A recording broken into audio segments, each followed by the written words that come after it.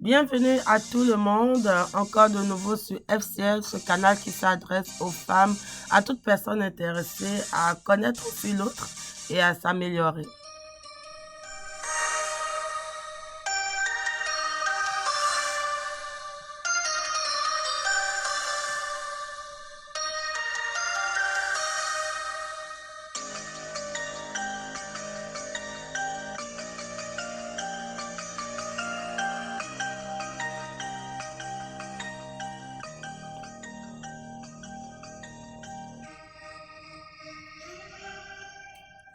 Bonjour à tous et bienvenue encore sur FCR, ce canal, comme je dis, qui s'adresse aux femmes de 12 à 99 ans et qui ne s'adresse pas qu'aux femmes, mais à toute personne qui a une sœur, une cousine, une nièce, une femme en tout cas dans son entourage, donc je pense que ça concerne tout le monde. Nous sommes tous concernés. Bienvenue encore. Aujourd'hui, nous sommes à une émission particulière et nous avons un invité. Et pourquoi c'est particulier? Parce que au-delà de tout ce qui est social, éducatif, psychologie, dont je parle de temps en temps, mais aujourd'hui, on va parler de quelque chose de beaucoup plus pratique qui va vous faire vraiment surfer sur des vagues beaucoup plus numériques, mais qui va aussi planter une graine de, comment je vais dire, de connaissances nouvelles en vous. Si vous connaissez déjà, bien sûr, le domaine, ça va ne faire que générer des réflexions nouvelles ou vous faire comprendre ce que vous avez déjà compris, pourquoi pas. Dans tous les cas, aujourd'hui, je vais souhaiter la bienvenue à Monsieur Guy Merlin Fomboué, qui est spécialiste en cybersécurité. Alors, je vous présente un expert qui va nous enseigner aujourd'hui ou nous parler de la cybersécurité et bien entendu de l'inclusion féminine dans la cybersécurité. Alors, bonjour Monsieur Guy Merlin, ça va bien aujourd'hui? Bonjour, oui, ça va bien de mon côté. C'est vrai qu'il commence à faire froid Ah, dans ma ville, mais ça va. Je ok. suis content de partager ce temps avec vous. Ah, super. Ben, nous aussi, on est contents parce que c'est toujours une belle expérience pour moi d'avoir des invités qui parlent de différentes expériences qui touchent la vie de tout le monde en plus. Et là, on va parler de cybersécurité. Alors, la cybersécurité, Monsieur Fomboué, en fait, est-ce que vous pouvez nous partager votre parcours dans la cybersécurité et ce qui vous a motivé à être dans ce domaine-là? Euh, oui, bien entendu, mais pour que je puisse juste placer la table, hein, pour que nous Mhm. ayons le même niveau d'information, je vais faire juste une petite définition de la cybersécurité. Je D'accord. sais que nous savons tous à peu près ce que c'est, mais je dis juste en quelques mots là. euh, la cybersécurité pourrait être définie comme la sécurité dans l'environnement cybernétique. Mhm. Et ce que j'appelle l'environnement cybernétique, ça veut dire sur Internet, sur les machines. Donc, tout ce qui est l'environnement qui utilise Internet, qui utilise la communication virtuelle, on peut classer ça dans cybersécurité. Bon, maintenant, avec l'inclusion d'Internet partout, Mhm. puisqu'on est complètement Oui, sur oui, Internet avec les maintenant. objets Donc, connectés, hein. pardon? Avec les objets connectés aussi. C'est ça, avec ce que tout est actuellement connecté dans la cybersécurité, donc semble s'incruster partout. Hmm. Voilà. Donc, pour ce qui me concerne, là, je suis, j'aurais tendance peut-être à dire que j'ai toujours été dans la cybersécurité, mais c'est vraiment pas ça. Je suis dans les technologies de l'information depuis plus de 30 ans Wow. et je me suis spécialisé très tôt dans la cybersécurité. Donc, je suis depuis à peu près une vingtaine d'années. OK. Bon, maintenant, ce qui m'a attiré, on pourrait d'abord penser que, d'abord, comme je suis dans le domaine scientifique, dans le domaine des TI, dans le domaine de l'ordinateur, ça c'est des choses que j'ai toujours aimées. Mhm. Mais quand même, pour la cybersécurité en particulier, c'est un secteur en forte demande. Mhm. Il y a une grosse croissance des opportunités. Donc, c'est un domaine en pleine expansion qui grandit avec l'environnement numérique, qui grandit avec Internet. OK. Aussi, les emplois dans ce domaine sont assez stables quand même OK. et puis assez bien rémunérés. Ah, ça fait une bonne Ensuite, il information y a pour aussi les un femmes, ça. impact. Oui, je crois que c'est peut-être pas les plus rémunérés, mais c'est quand même assez bien rémunéré en cybersécurité. D'accord. Et puis je dirais qu'il y a quand même aussi un impact social significatif dans la société, puisqu'on protège les données personnelles des personnes, données comme utiles.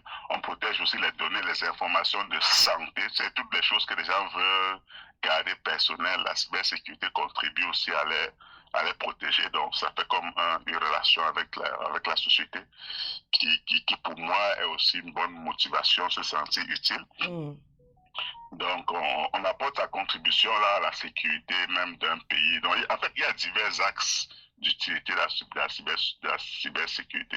On peut même intervenir dans des causes sociales en particulier, là, comme on a parlé en principe des femmes des groupes Oui, vulnérables. Donc, la je vais cybersécurité peut profiter de aider à ce, sécuriser je vais ce profiter de groupe de cet personnes. élément-là pour savoir, est-ce que vous, depuis que, vu que vous êtes expert, vous êtes un expert de ce domaine, est-ce que vous avez remarqué des défis particuliers concernant les femmes et la cybersécurité? Est-ce qu'on devrait avoir peur quand on entend cybersécurité? Um,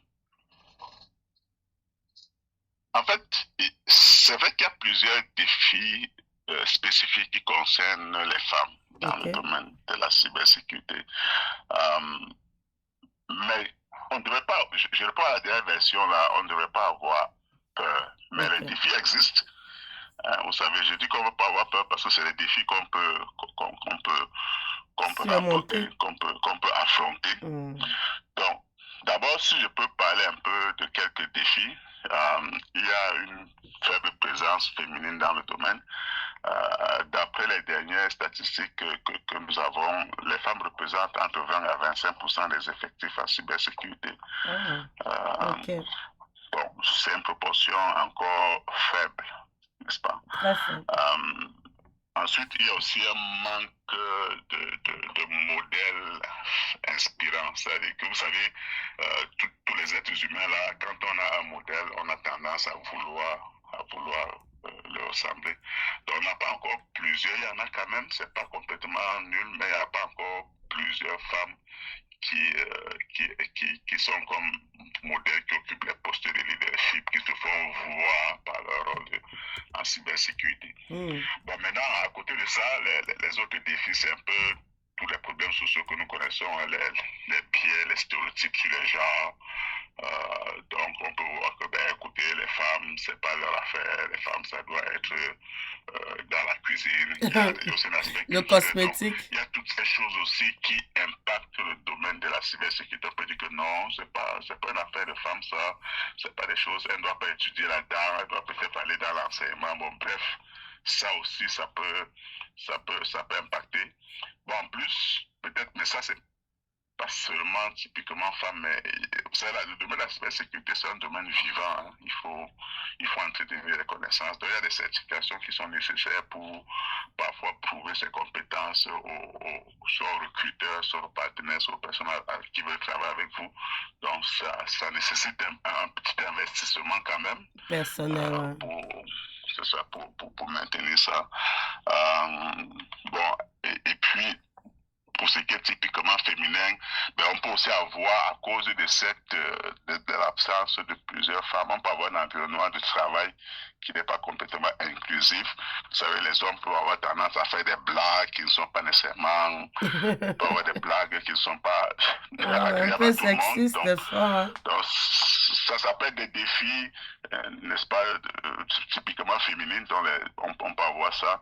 Et puis, il y a aussi un peu l'équilibre travail-vie proportionnelle, dépendamment du segment de cybersécurité dans lequel on est impliqué, on peut être très très sollicité. Je me rappelle là quand j'ai commencé dans la cybersécurité, je travaillais en production et je surveillais l'environnement de production des entreprises où je travaillais. Donc j'étais disponible 24/7. Il y avait des semaines où j'étais sur appel, où je devais intervenir en cas de problème.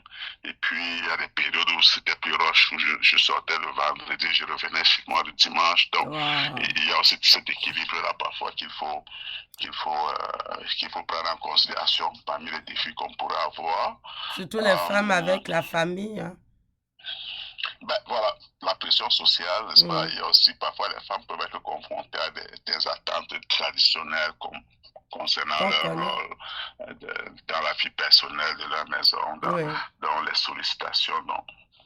Et puis peut-être un autre aspect non moins important, on peut avoir des cyberharcèlements et des abus en ligne. OK. Donc ça peut être aussi un enjeu.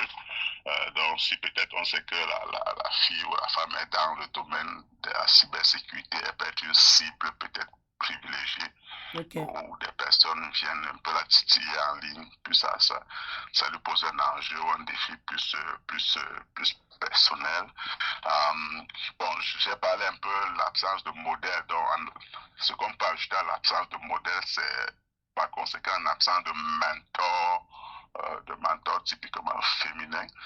S'il n'y a pas de femmes qui sont prêtes à mentorer ou accompagner Mais d'autres aussi, filles est-ce qu'on peut parler de ouais. l'absence de solution qui a une touche féminine? Parce que je sais que on parle de modèle, oui, mais si jamais une femme, c'est comme dans la fabrication des gants, par exemple, en santé sécurité, lorsque il n'y avait Exact. pas de femmes qui travaillaient ou bien qui ont été évaluées, mais la dextérité n'était pas au niveau qu'elle est aujourd'hui. Et même dans les gants, il y avait des tailles qui n'existaient pas. Pourtant, il y a des hommes qui avaient des tailles beaucoup Oui, plus réduites que la majorité des tout hommes. à Donc, fait. Oui, il y puis a qu'on plusieurs peut mettre tout solutions ça dans qu'on le ne modèle, trouve, qu'on effectivement, ne développe c'est un pas. exemple très pertinent. Mm, Donc, il y a aussi cette absence justement de produits cybersécurité qui sont féminins. oui, Donc, du coup, ça fait que, oui, ça, on peut le mettre dans l'absence de modèle. Non, modèle de personne et puis modèle de produit, modèle de service qui interpelle les femmes. Donc, c'est savoir peut-être ce que. Mais il y a quand même des pistes de solutions. Euh, il y a des idées de solutions qu'on pourrait envisager. Euh, mais, donc, je ne sais pas. mais une Ouais, chose que je voudrais en fait demander aussi, ce qui touche ma curiosité, c'est en quoi la cybersécurité est particulièrement importante pour la femme aujourd'hui? Est-ce que ce sont les menaces ou est-ce que c'est cette touche-là qu'elle devrait apporter aussi à la société? mais en fait, si on parle d'importance de la cybersécurité pour la femme, Hmm, euh, d'abord, nous avons vu la cybersécurité, ça impacte l'ensemble de notre société à divers niveaux. exact. La cybersécurité protège nos actifs. Mais une chose qu'il faut bien noter, c'est que si je veux parler typiquement de femmes, donc j'évoque une définition globale pour arriver typiquement sur la femme. Oui. Donc, dans la notion de cybersécurité, il y a une certaine créativité, trouver des solutions, amener des innovations, répondre aux besoins. Et dans ce domaine, on a besoin donc de toute l'expertise ou de toutes les sensibilités. Donc, Hmm. les femmes, de façon particulière, peuvent lire des choses avec leur sensibilité propre qui contribueront à enrichir le domaine de la cybersécurité. Donc, leur absence, en réalité, pourrait être préjudiciable parce que on est privé un peu de cet ajout qui De viendrait ce talent. donner une compréhension plus complète, n'est-ce pas, à la cybersécurité. Donc, Hmm. l'apport de la femme, la présence de la femme dans la cybersécurité est vraiment, vraiment important, non seulement à ce que ça leur donne de façon individuelle un certain épanouissement, dépendamment de ce qui les intéresse, mais aussi parce que ça permet en termes de solutions de cybersécurité, ça leur permet d'enrichir, n'est-ce Hmm. pas, l'environnement de leur expertise, de leur sensibilité et puis de leurs compétences.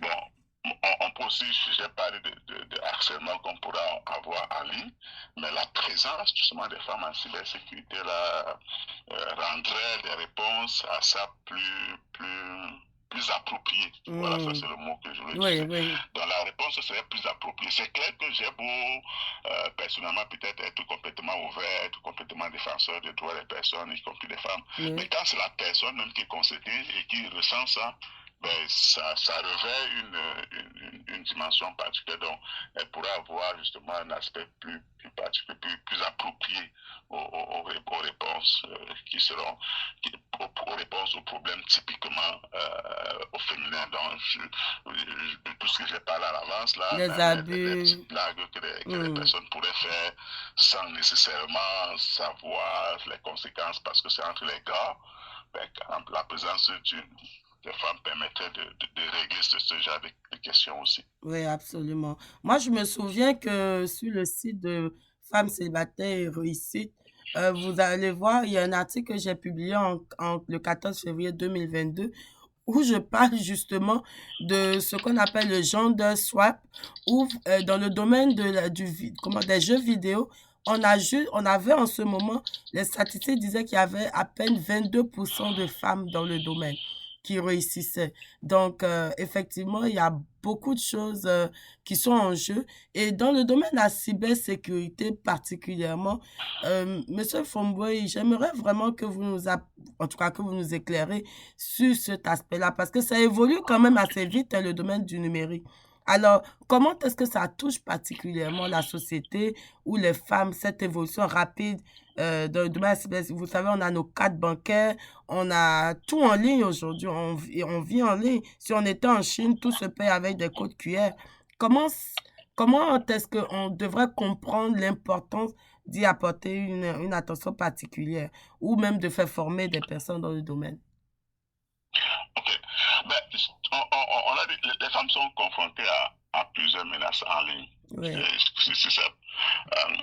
Souvent exacerbées par des dynamiques de genre, des abus spécifiques à leur statut social, professionnel ou culturel.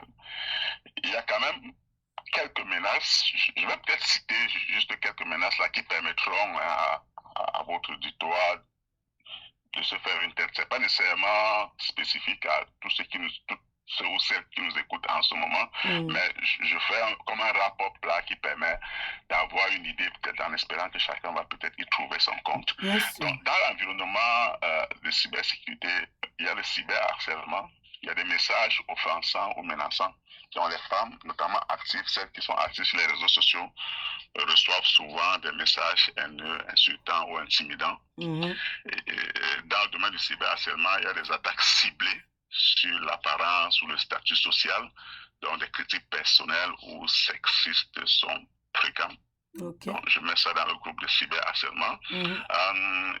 Ensuite, il y a ce qu'on appelle revenge porn et sextorsion que vous avez certainement eu à voir. Le partage non consensuel des contenus intimes, la diffusion des photos, des vidéos privées sans le consentement ou une forme courante d'abus en ligne. Je crois qu'il y a quelqu'un dans les réseaux sociaux, on a suivi un monsieur qu'on appelle aujourd'hui, je crois, Balthazar, vous avez certainement dû suivre ça, donc, où on a dit que des scènes assez osées se sont retrouvées complètement. Donc, des femmes qui sont impliquées, on n'a pas demandé leur autorisation pour faire ça. Donc, il y a des chantages numériques là, ou ce qu'on appelle les sextorsions. Donc, les cybercriminels menacent de publier des contenus intimes pour extorquer de l'argent ou d'autres faveurs. Beaucoup de stars ont vécu ça. Il y a les deepfakes. Donc, les deepfakes là, c'est des créations des contenus manipulés. C'est-à-dire qu'on vous fait faire un discours qui ne vient pas de vous. On vous fait dire des choses qui viennent des robots qui sont en arrière. Donc les images ou vidéos falsifiées sont utilisées pour créer des fausses scènes intimes ou diffamatoires, souvent pour intimider ou atteindre la réputation des personnes. Dans le domaine des deepfakes aussi, il y a ce qu'on appelle des bots ou des robots automatisés. Donc, ce sont des applications qui permettent la création rapide des deepfakes. Donc, c'est un perfectionnement un peu des deepfakes. Là, on crée des robots qui permettent de créer des deepfakes rapidement, qui créent des scènes très, très proches de la réalité, qui pourraient vraiment être perçues comme des scènes réelles, mais ce sont des deepfakes. Et il y a aussi des phénomènes qu'on appelle le stalking numérique, c'est la surveillance abusive. Donc les femmes sont souvent ciblées par des applications de surveillance ou des logiciels espions installés à leur insu sur leurs appareils par leurs partenaires pour surveiller tout ce qu'elles font, pour surveiller ce qu'elles font avec leur téléphone ou ce qu'elles font avec ça, c'est des équipements espions? Ouais, c'est ça. Ok. Ça appelle, c'est des stalking numériques. Donc, c'est des logiciels espions qui sont installés sur les téléphones ou sur des appareils là que vous ne savez pas que ça existe. Mais c'est là et puis ça collecte tout ce que vous faites là et ça le transfère à la personne qui l'a installé. Il y a aussi le traçage via les réseaux sociaux. Les agresseurs utilisent les données publiques, n'est-ce pas, euh, comme les photos géolocalisées, les check-ins pour suivre les déplacements et les activités. Donc, on permet de suivre votre parcours. Donc, ça, c'est le stocking numérique. L'autre chose qu'il y a toujours dans l'environnement cybernétique, c'est ce qu'on appelle les doxing. C'est la publication d'informations personnelles, dont les données sensibles ou les données personnelles sont partagées publiquement. Ok. N'est-ce pas, qui expose les femmes à des risques physiques ou émotionnels. Par exemple, si on diffuse votre numéro de téléphone personnel, votre adresse d'habitation, votre lieu de travail, si on le met dans un espace public, donc pour vous exposer, n'est-ce pas, à des attaques, à des personnes. Donc ça peut entraîner des difficultés émotionnelles pour les femmes, se sentir en insécurité. Donc, il y a aussi des ciblages intentionnels. Ça peut entraîner des menaces directes ou des comportements intrusifs, comme des visites non désirées, des appels anonymes.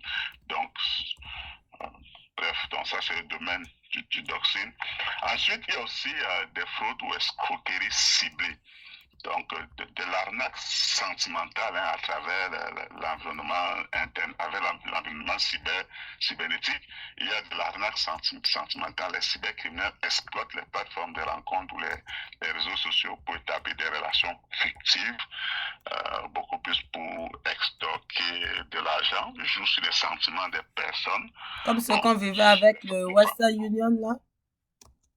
pardon? Comme ce qu'on avait entendu parler avec Western Union, des personnes qui faisaient envoyer de l'argent. De l'argent, c'est ça. Mm. C'est ça. Vous faites croire que c'est des personnes qui ont des sentiments pour vous, mais qui juste veulent de l'argent. On en a parlé à plusieurs. Moi-même, j'ai des connaissances personnelles qui m'en ont parlé il y a encore quelques semaines. Donc, en plus, il y a le piratage des comptes. Donc, les femmes sont parfois ciblées pour l'accès à leurs données financières ou personnelles. Ok. Donc, on peut utiliser toutes sortes de stratagèmes, y compris ce qu'on appelle l'ingénierie sociale pour accéder aux données financières. Ok. Bon, un autre domaine de défi, c'est la discrimination ou le sexisme en ligne. Donc, les femmes, en particulier dans les rôles professionnels ou politiques, sont confrontées à des remarques dénigrantes ou à des minimisations de leurs compétences. Donc, j'en ai déjà parlé un peu en termes de blagues qu'il y a parfois dans les environnements de travail, mais on peut aussi les avoir en ligne. Ça, c'est des attaques un peu sexistes là, des personnes, des femmes qui sont en vue, qui ont du succès, peuvent recevoir des commentaires assez remettant en doute, n'est-ce pas, Leurs leurs compétences. compétences. Ça, c'est une forme de sexisme. Mm. Il y a aussi le harcèlement professionnel sur des plateformes comme LinkedIn. Certaines femmes ont eu à rapporter des interactions déplacées ou des propositions assez inappropriées liées à leur statut de femme. Un autre domaine où on peut trouver de la violence, c'est dans le domaine des jeux en ligne. Ok. Dans le domaine des gamers, on a des abus dans les communautés des gamers, dont les femmes dans les jeux en ligne subissent des insultes, des comportements discriminatoires, des attaques plus ciblées des joueurs masculins. C'est comme si le monde un peu réel se reportait aussi dans le monde des jeux. Il y a une autre forme d'attaque plus qu'on en parle beaucoup, qu'on appelle le phishing. Comment? Ça, c'est une exploitation économique. Le phishing, c'est Ah ouais. Ouais. l'hameçonnage. En anglais, c'est phishing, mais je crois qu'en Ok. français, c'est quelque chose comme l'hameçonnage. Oui. Donc, les femmes peuvent être ciblées par des courriels ou des messages frauduleux. On vous envoie un message et puis on envoie un lien, on dit cliquez ici si vous voulez faire X, Y, Z. Oui, Mais oui, en arrière, derrière le clic, c'est pas ce que ça dit. Donc, c'est juste exact, un exact. hameçon qui, lorsque vous cliquez là, ça collecte vos informations ou ça vous redirige ailleurs ou ça fait des choses que vous n'avez pas prévu faire.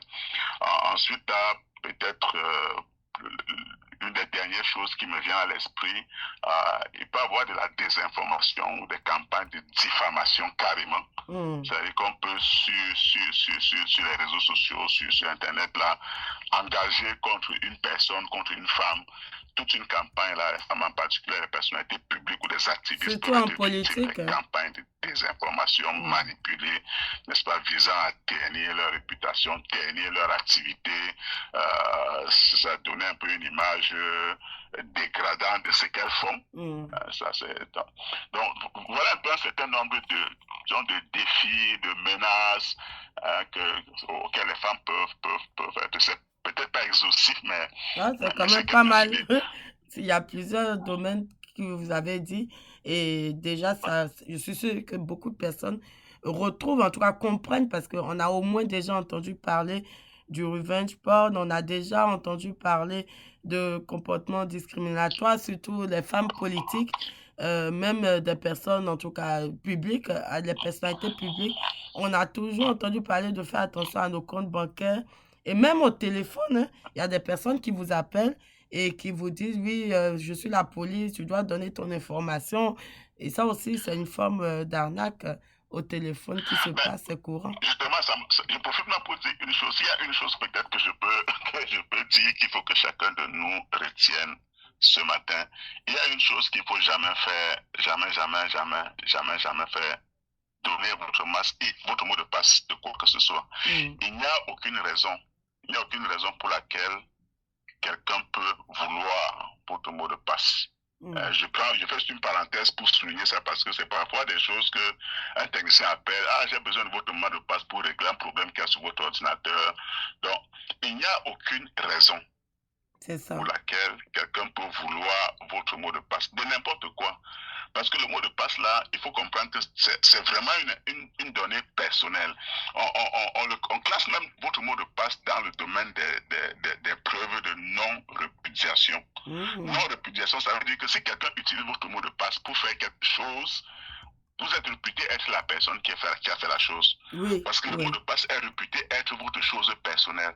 Donc, si on vous dit n'importe quoi, si on vous appelle dans n'importe quelle circonstance et qu'on demande votre mot de passe, s'il vous plaît, ne donnez pas. C'est encore quelque chose qui fonctionne beaucoup encore aujourd'hui. Oui, beaucoup. Des gens utilisent des stratagèmes émotionnels, des informations pour...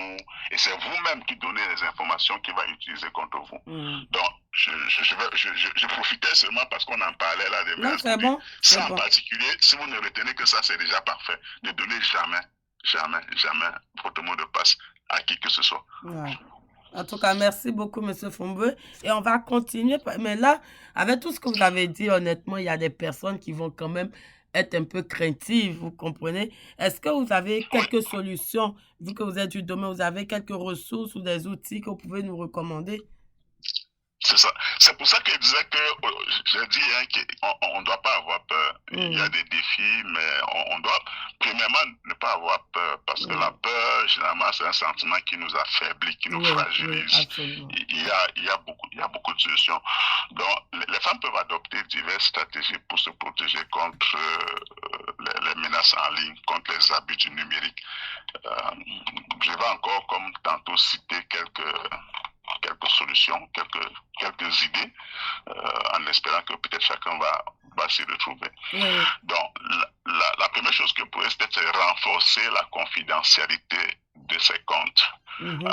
La notion de confidentialité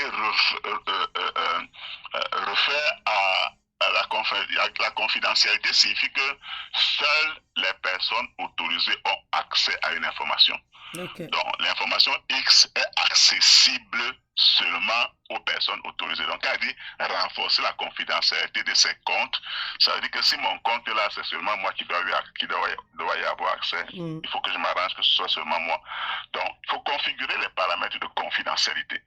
Donc, finalement, que ce soit dans les réseaux sociaux, que ce soit dans les applications qu'on utilise, il y a toujours les paramètres de confidentialité qui existent. Beaucoup de gens ne connaissent pas, mais il y a des paramètres de confidentialité qui existent. Même votre compte Facebook, là, vous pouvez dire que moi, je veux seulement que ce soit des personnes qui sont inscrites, que j'ai acceptées comme amis, qui voient mes affaires. Okay. Donc, vous pouvez limiter, vous pouvez dire que je veux que ce soit moi. Donc, ça, là, la première chose, c'est configurer les paramètres de confidentialité de façon à ce que les choses qui sont vues soient les choses que vous avez acceptées. Ok. Donc, on peut désactiver le suivi de localisation dans les paramètres des applications. Ah oui. Donc, si vous voulez pas que quelqu'un suive les applications qu'on vous donne là, et puis ça peut suivre toute votre trace, donc, mais vous pouvez désactiver ça. Okay. Une autre chose, c'est qu'on peut utiliser dans certains espaces les pseudonymes. N'est-ce pas, au lieu d'utiliser le nom personnel, on peut utiliser des pseudonymes. Si on sait qu'on est dans un espace ouvert où on ne contrôle pas nos interlocuteurs, ben, utiliser les pseudonymes nous permet d'être inconnus, de limiter l'intrusion dans notre vie. Donc, on peut aussi contrôler les connexions, donc accepter les demandes d'amis ou de connexions uniquement des personnes fiables. Dans les réseaux sociaux, on fait des demandes d'amis, des demandes. Donc, il faut pas seulement accepter automatiquement. Donc, avant d'accepter, il faut identifier ceux qui sont en arrière. Ensuite, il y a la sécurisation des comptes. Donc, dans la sécurisation des comptes, là, j'ai pris le temps déjà pour mot de passe. Donc, ce que j'avais dit sur le mot de passe, je peux le redire encore ici. Donc, il faut bien sécuriser l'accès au compte, à vos comptes. Dans la sécurisation, la première chose, c'est d'avoir le mot de passe robuste. Vous savez, un mot de passe là, aujourd'hui, il y a ce qu'on appelle la force brute. On peut utiliser la force brute pour chercher à connaître votre mot de passe. Force brute, ça veut dire qu'on utilise des machines en arrière qui testent lettre par lettre pour savoir c'est quoi que vous avez utilisé dans votre mot de passe, qu'à deviner votre mot de passe. Bon, on conseille pour minimiser ces risques-là, pour bloquer ces risques, d'avoir les mots de passe robustes. Il faut avoir le mot de passe. Parfois, on demande d'utiliser les phrases de passe. Les phrases de passe à passer, quelque chose que vous allez retenir. Donc, l'enjeu dans les mots de passe, c'est que parfois, on utilise un mot de passe complexe que nous-mêmes, on ne connaît pas. Donc, on écrit notre mot de passe, on met ça sur le clavier. Tout le monde connaît l'emplacement là. Si vous mettez sur le clavier, quelqu'un viendra chercher là. Ou bien parfois, certains même affichent carrément devant leur ordinateur pour pouvoir se rappeler. Donc, ça, c'est des choses à ne pas faire. Donc, il faut utiliser les mots de passe robustes. Vous pouvez mettre une phrase. Vous pouvez dire que, en 1974, je suis allé en Chine. Donc ça, c'est une phrase que vous n'allez jamais utiliser, mais que personne ne peut reproduire. Et que s'il y a même une machine qu'on met en arrière pour reproduire, la machine mettra des centaines d'années pour pouvoir trouver avec la vitesse des machines aujourd'hui. Ce sera très, très difficile. Et à l'intérieur, vous pouvez ajouter des caractères spéciaux comme, au lieu de mettre vous mettez un arrobas ou n'importe quoi, là, vous mettez. Donc ça permet de, bref, utiliser les mots de passe qui sont complexes, qui sont robustes, que personne ne peut pas facilement deviner ou facilement brisé. Et puis, il y a aussi quelque chose qui est très présent aujourd'hui dans les applications partout, activer un deuxième facteur d'authentification. Oui, pourquoi? Donc, le deuxième facteur d'authentification, c'est qu'en plus de votre mot de passe, on peut vous demander c'est quoi que vous voulez en plus. Donc, aujourd'hui, ce qui est le plus utilisé, c'est on vous envoie ce qu'on appelle un one-time password, un OTP. On vous envoie un code sur votre téléphone qui a une durée de vie limitée. Donc, ce code-là, comme c'est vous qui avez votre téléphone, ça ajoute une couche de sécurité. Donc, ça fait que ça permet que pour accéder à votre compte, et en plus du mot de passe, il y a ce deuxième facteur. Donc, ça sécurise davantage votre compte. On peut aussi surveiller les tentatives de connexion suspectes. Donc, parfois, on peut regarder dans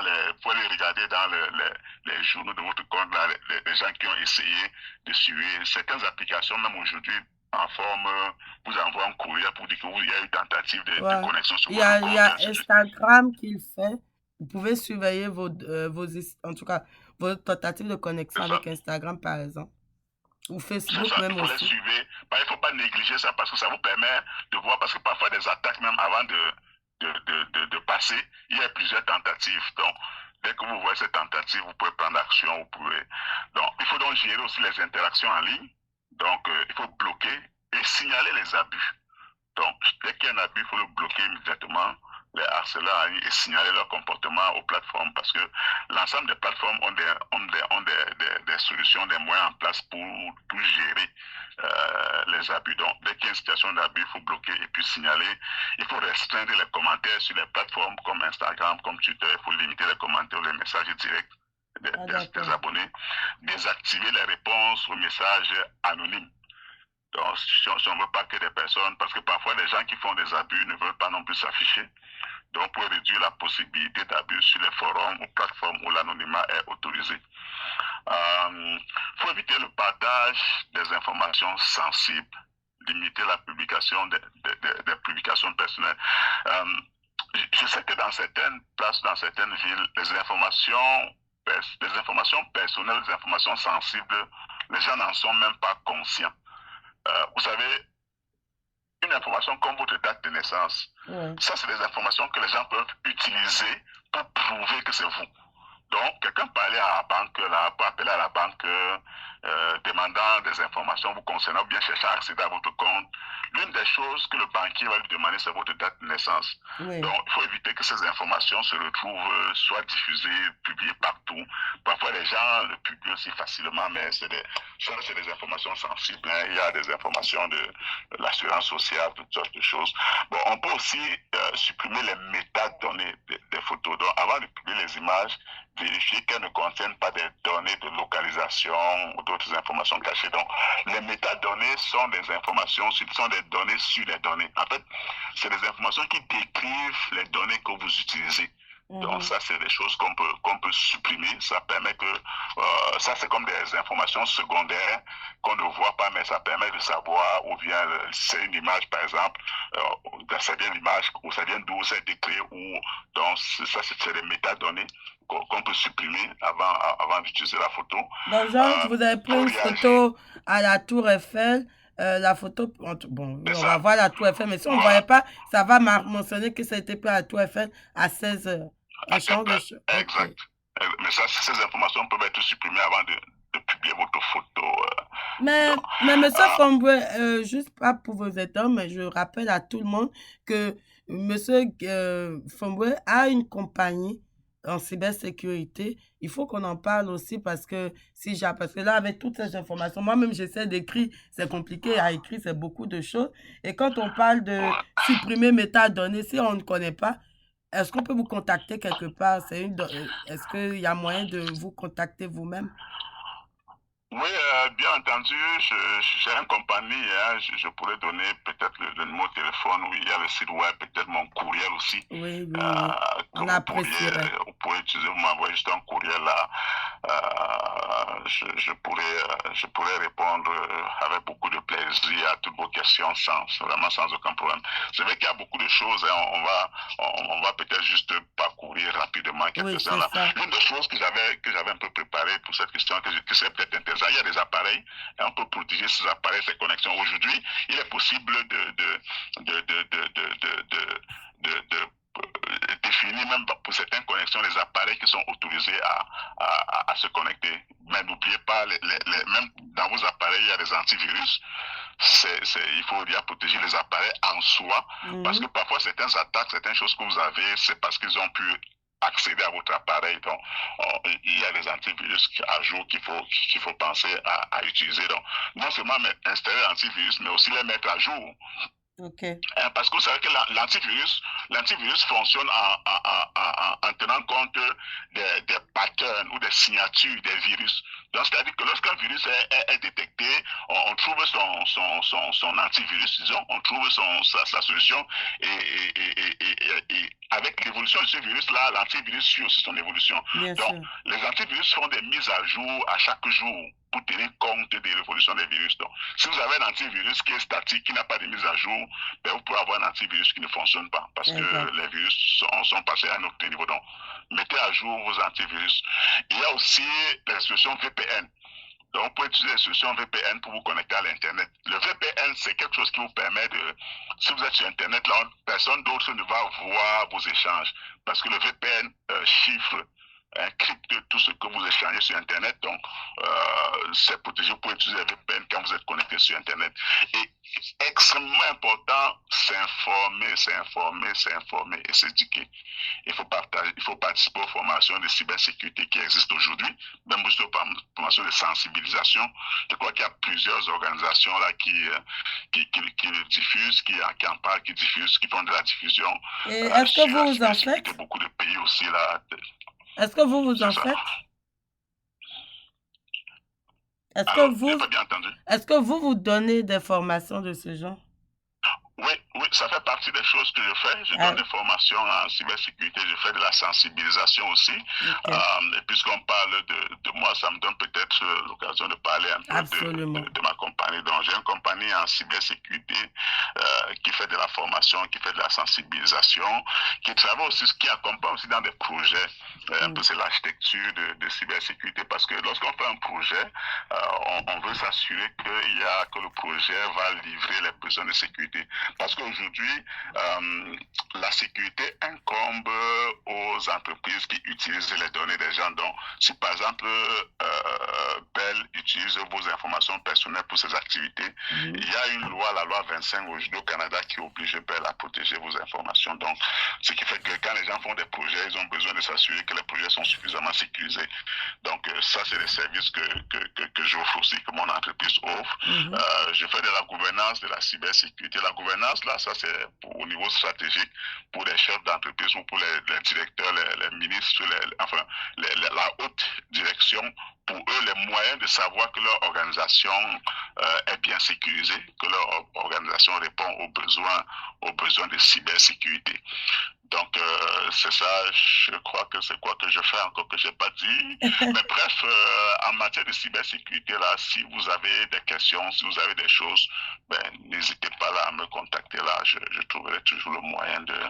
En tout cas, ça me ferait plaisir de partager. Mon site web, c'est peut-être que vous pourrez envoyer mon site web là dans votre... Oui, on va le mettre dans le résumé. On va le mettre dans le résumé. Comment vous pouvez le payer quand même, il y a plusieurs personnes en ligne, ils vont le noter. Donc le site c'est talomba.ca, T-A-L-O-N. N comme novembre. T-A-L-O-N-M-B-A.ca.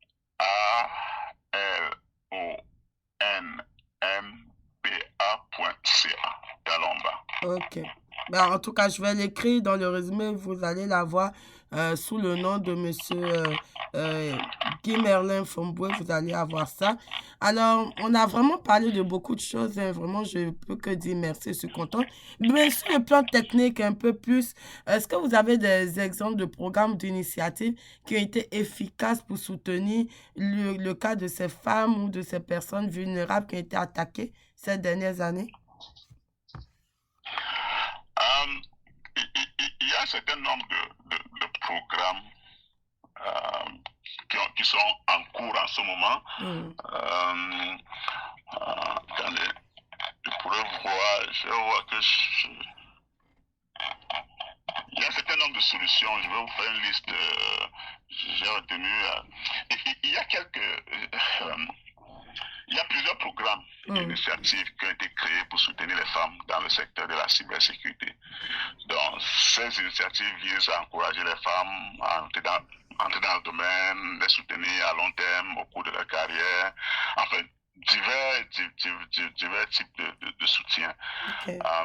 Il y a le Women in Cyber Security. Donc, toutes ces choses que je dis là, vous pourriez après aller sur Google et taper là, vous allez voir plus de détails là-dessus. Okay. Ça pourrait permettre justement aux femmes qui sont intéressées parce que toutes les organismes qui font des choses pour soutenir les femmes, je vous encourage, si vous êtes intéressé par le domaine, allez contacter parce que c'est vraiment des destinations très, très approprié pour vous. Il y a donc le Women in Cyber Security,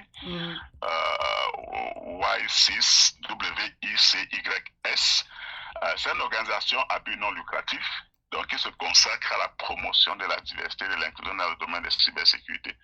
Donc, elle offre un réseau de soutien pour les femmes professionnelles, les étudiants, les jeunes talents, avec des événements, des réseautage, les bourses même, il y a même de l'argent disponible dans dans cette ONG, il y a des opportunités de mentorat. J'ai parlé tout à l'heure des rarités de mentorat et des programmes de développement de compétences. Donc, ça, c'est une organisation qui est comme une solution qui répond aux besoins spécifiques, spécifiques des femmes. Donc, les femmes peuvent devenir membres de cette organisation. Vous pouvez les contacter. Si vous allez sur Google, vous allez voir les moyens d'échanger avec elles. Les femmes peuvent participer aux événements, trouver un mentor, accéder aux bourses, aux formations avancées. Bah, en tout cas, je vous encourage. J'encourage toute personne. Il y a aussi, oui, tout à fait. Il y a aussi Women in Security and Privacy. Donc, c'est encore le WISP. C'est une organisation mondiale là, qui est dédiée à la promotion encore de l'inclusion de la diversité dans la sécurité informatique et la confidentialité des données. Donc, le WIPS offre une plateforme pour les femmes travaillant dans le domaine afin de développer les opportunités professionnelles, donc s'engager dans la discussion autour de la sécurité et de la confidentialité des données. Donc, c'est encore ceci, une réponse qui a été donnée là pour la question des femmes spécifiquement. Une autre organisation, je crois que j'en ai, je vais rester rapidement parce que je crois que le temps passe. Il y a le Cyber Patriot, un programme de cybersécurité de Air Force Association aux États-Unis, Cyber Patriot, qui aide aussi les femmes. Il y a le She Lead Tech. She Lead Tech, je ne sais pas si vous avez déjà suivi. She Lead Tech est déjà intervenu partout dans le monde. C'est une organisation de ISACA. ISACA, c'est une association qui fait la promotion de l'audit de cybersécurité. Donc, l'association, c'est She Lead Tech. Donc, c'est l'expression en anglais, She Lead Tech. C'est vraiment spécifique aux femmes. Ça aide les femmes dans le domaine des TI, spécifiquement de la cybersécurité. Et aussi Girls Who Code. Donc, Girls Who Code, ça c'est en anglais. Vous soumettez Girls Who Code, vous allez voir, vous allez contacter pour vous aider dans la cybersécurité. Il y a aussi Isaka que j'ai évoqué tantôt, qui a créé She Leads Tech, a aussi un programme qui permet d'aider les femmes en particulier, qui s'appelle CISA. Donc, vous pouvez les contacter pour vous faire aider. Mais il y a beaucoup de ces organisations-là qui sont aux États-Unis. Bon, il y a aussi des bourses, des formations pour des entreprises de sécurité qui sont données par des organisations, des fabricants d'outils, de solutions informatiques. Donc, il y a par exemple Fortinet, il y a Palo Alto, il y a Cisco qui offre des soutiens particuliers. Donc, il y a peut-être certains qui exercent particulièrement en Afrique, bon, mais je ne sais pas si y a un auditoire. Non, on a un auditoire africain, attention, on est quand même suivi partout, même au Japon. Je salue au passage les Japonais. J'avais prévu quelques petites listes juste pour l'Afrique là. Il y a Women in Cyber Security Africa. Donc, Women in Cyber Security Africa. Pour le temps, je vais juste dire le nom, mais tout ce que je dis là, vous pouvez aller sur Google, là, vous allez avoir plein de détails là-dessus. Mais je ferai une liste aussi. Cyber avec hair, c'est H-E-R. Juste en un seul mot. Cyber hair. Qui vise l'Afrique. Il y a African Women in Security Network, AWISN, Africa Women in Security Network. Il y a She Secures,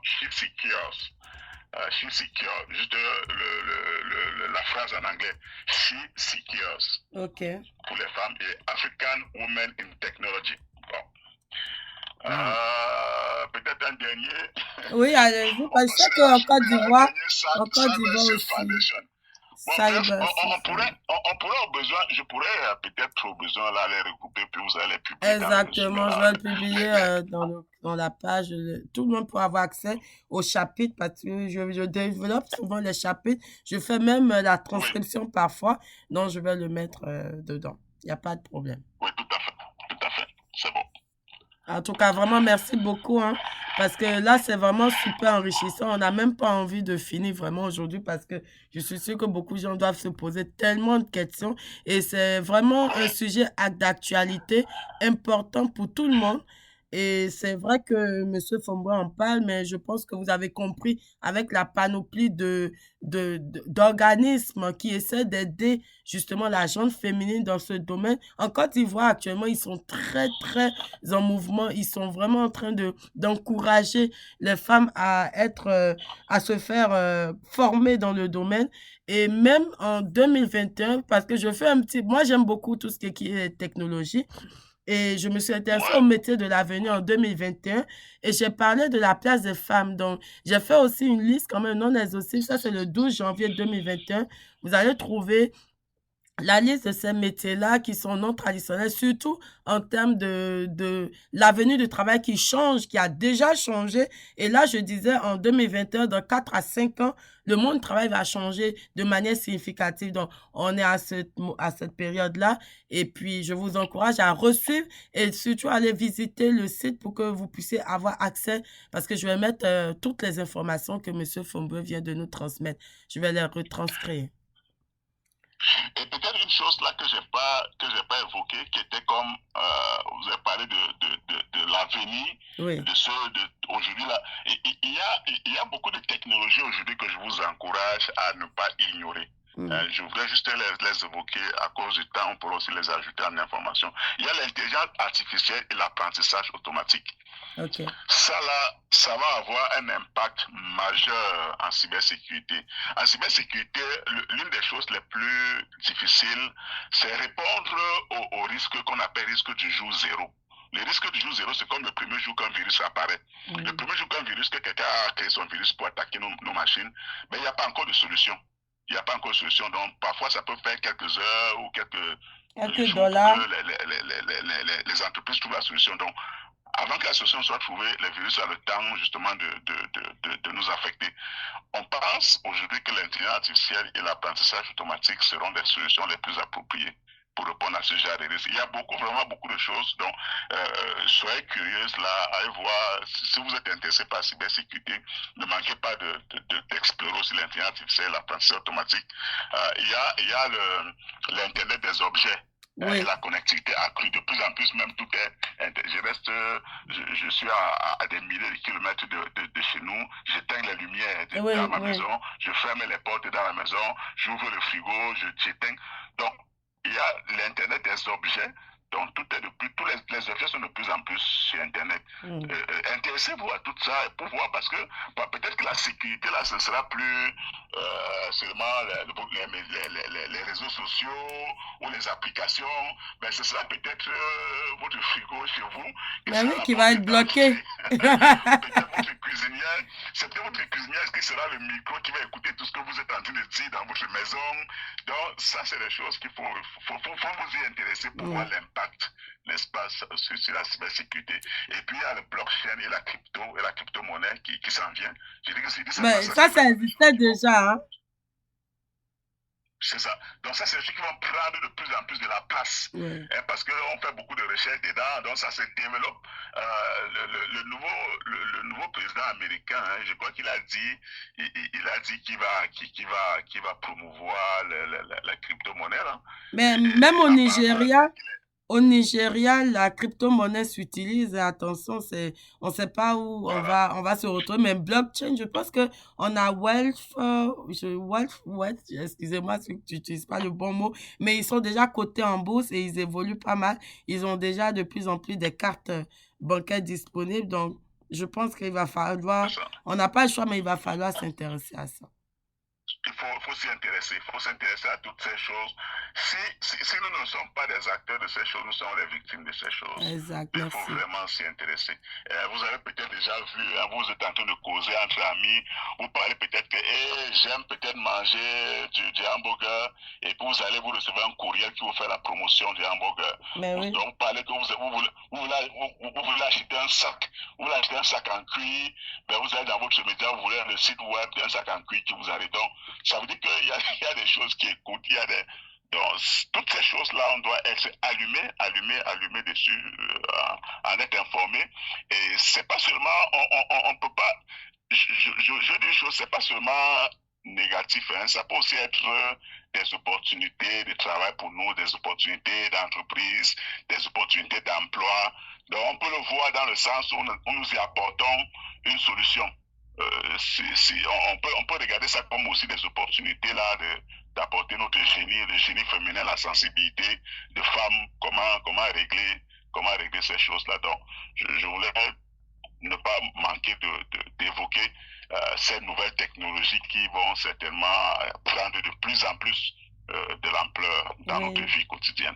Vraiment, c'est un sujet dont on discuterait encore, parce que je suis même tentée de poser une question avec les AI, mais on sait tous que les AI, je pense, moi aussi j'ai suivi un forum récemment où on expliquait que ça ne sert à rien d'avoir peur, mais plutôt de s'adapter, parce que c'est quelque chose qu'on va utiliser, tout comme Internet est arrivé au départ dans les années 2000, si je ne me trompe pas, en 1900, quelque chose, en tout cas 2000, et on est devenu aujourd'hui incapable de se séparer d'Internet. Donc, voilà.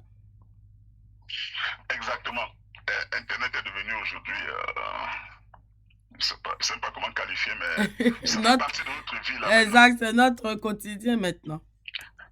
Oui, tout à fait. C'est pour ça que la cybersécurité a même tendance à remplacer la sécurité de l'information, parce que le mot initialement utilisé, c'était sécurité de l'information, mais aujourd'hui, on utilise cybersécurité parce qu'il y a presque plus de domaines où il n'y a pas...